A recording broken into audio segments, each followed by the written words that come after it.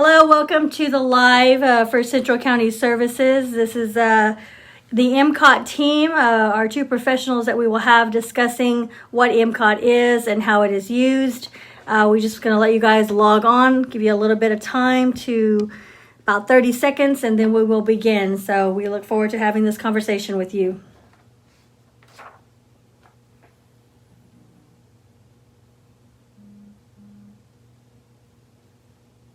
If you're joining, please make sure you comment below. If you have questions, we can answer those live as we are doing this. Let's go ahead and get started. Here's our MCOT team for Central County Services. Hello, my name is Vincent Hochstetter. I'm a licensed clinical social worker, and I'm the program supervisor of MCOT. And I'm Sylvetia Sanchez, a licensed professional counselor and the team lead for MCOT. Together, we represent the clinical side of MCOT. So, To start us off, what does MCOT stand for? MCOT stands for Mobile Crisis Outreach Team. So who is MCOT?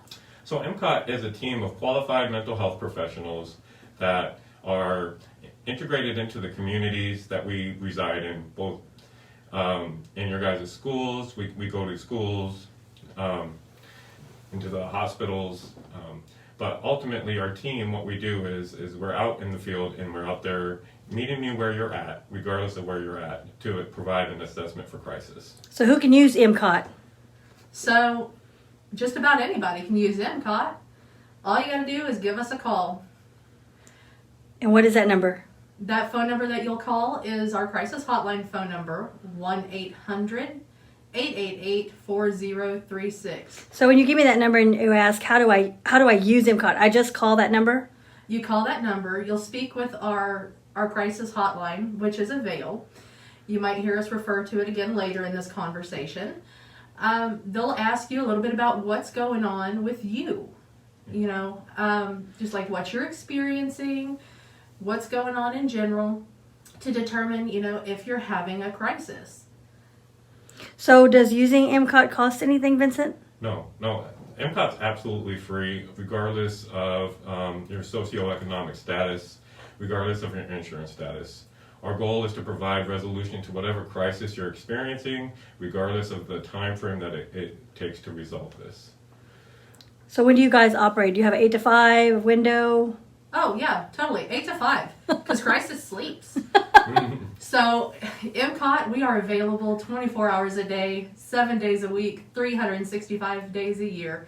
Rain, sleet, snow, middle of the night, we're there. I've gotten calls at 3 o'clock in the morning. Same.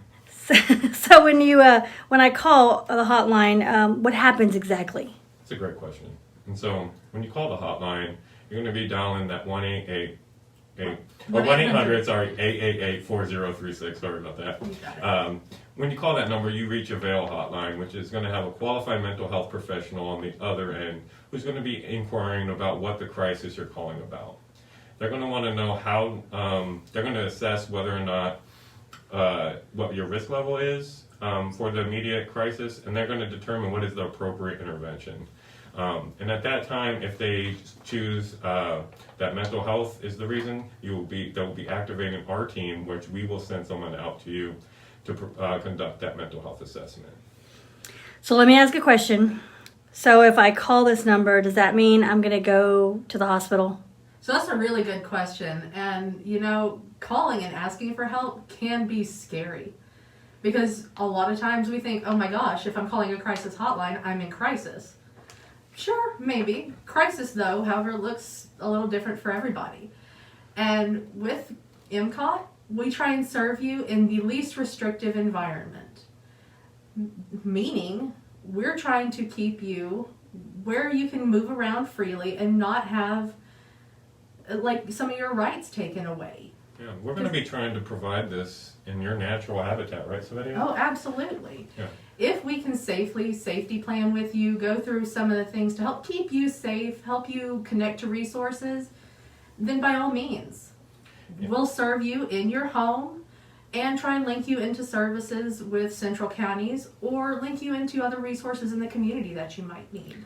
So what if it's not me? What if it's my aunt, my sister, my daughter, something going on that I'm just like a side watching and I think something's wrong? Can I call? Absolutely. Those are very valid concerns. Yeah, anyone can call, and in fact, we encourage you to call because it only takes a moment of your time to decide whether or not this phone call, or when you're having this phone call, whether or not. Sorry, you may need to help me out here, Savannah. It may take just, when you're calling and it's only going to take a minute of your time is what I'm trying to say. And those professionals on the other end are going to make the determination whether or not your crisis or the situation you're describing is going to need immediate intervention, or if we could do loop them into services, or we classify it between urgent and emergent. So what does that mean? Urgent or emergent? So urgent or emergent, whenever you're calling into avail for yourself or for a loved one or for a friend, they're going to assess the level of risk of what's going on and determine if you need a referral to resources in the community, if you need to be referred over to the emergency room because of how much and how strong the things that you're experiencing are. Or they're going to recommend an assessment by an MCOT team member. Right. And so when they get to that level of risk, they determine if the need for assessment is urgent or emergent. With urgent, we have 8 hours to respond. And this is a recognition that what's going on with you needs to be addressed, that same day. When it's emergent, it's exactly what it sounds like. This needs to be responded to immediately. And our time frame for that is within 1 hour. Absolutely. So within 1 hour, one of our qualified mental health professionals will be on scene to conduct an assessment to see how we can provide resolution to your crisis and link you where you need to go to get the treatment or services you may need. So what if I'm thinking my question might be silly or not, doesn't have the validity? And I don't know. Can I call? I mean, I don't want to. Is there a dumb question? Are you worried that there might be repercussions if you call and it's not a crisis? Yes, basically. So that's really valid, and I can understand that concern. Guess what? The only thing you're going to get is a talking to if it's not a crisis, and that's not a bad thing. Because sometimes we're calling into the crisis hotline because we're feeling overwhelmed. Because we might need one of our basic needs met. Maybe we're not able to pay one of our bills. That crisis hotline can link you up with resources in your community. The folks on the other side of that line are able to talk with you and help you find coping skills as well as use those coping skills.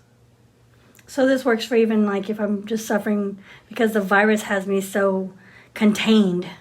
Absolutely. And so we understand that the virus has affected everybody in some way, shape, or form. And the most commonly reported symptoms from coronavirus are very similar to what is called depression. And so we're seeing a lot of individuals report feelings of isolation, loneliness, sadness, even affecting areas of their ability to sleep, concentrate. And so what we encourage you to do, if you're feeling any feelings that may not be of the norm, is just give us a call at the crisis line. And if it's not a crisis, we're going to link you to services to help you resolve those feelings, or at least try to help you regain some sort of normalcy. So Sylvia, who does MCOT partner with? Who do you guys work with? Oh, that's a great question. We partner with anyone that we can in the community. We're partnering with emergency rooms and hospitals.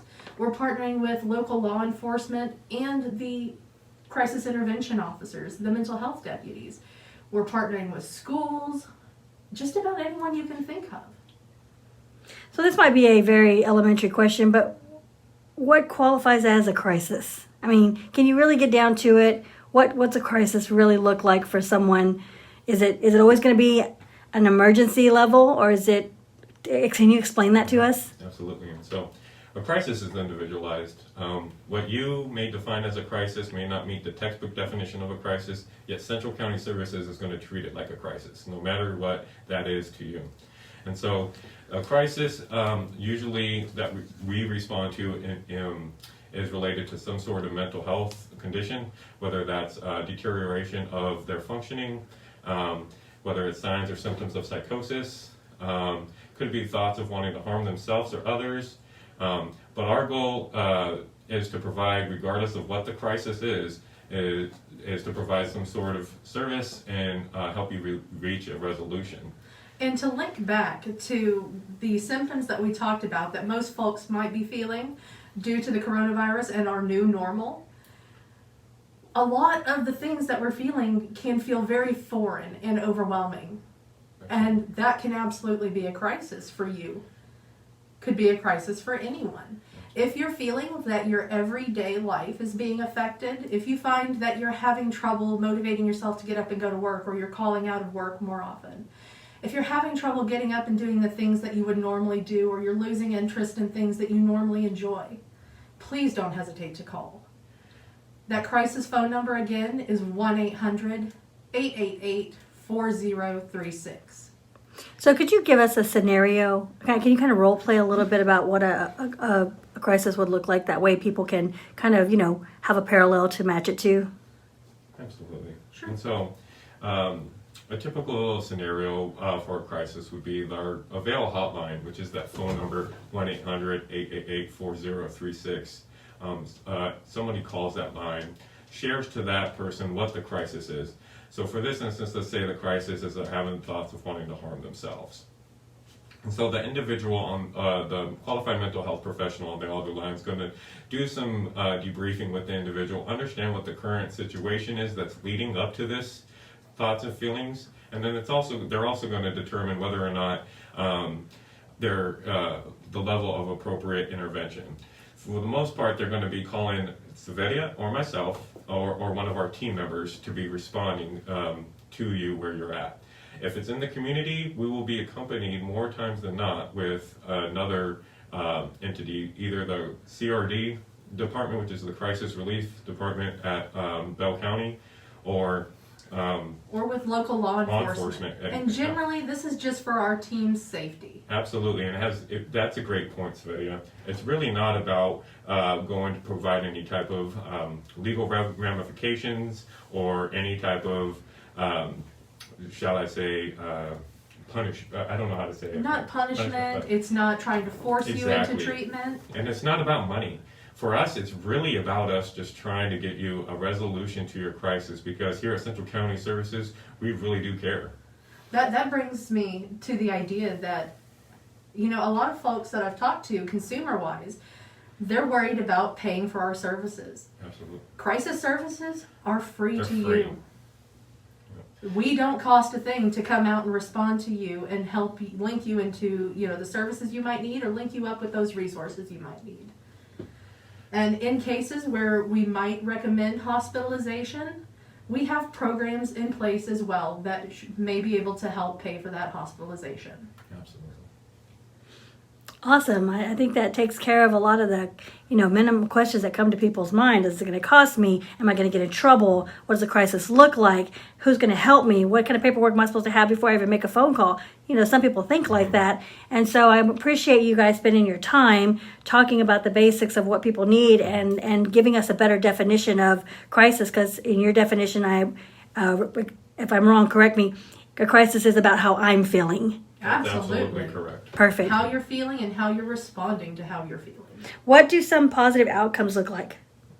So that's a really good question. That is a listener. That is a listener who is prompting us. So a positive outcome that I've seen happens to be in a case where we did need to recommend hospitalization.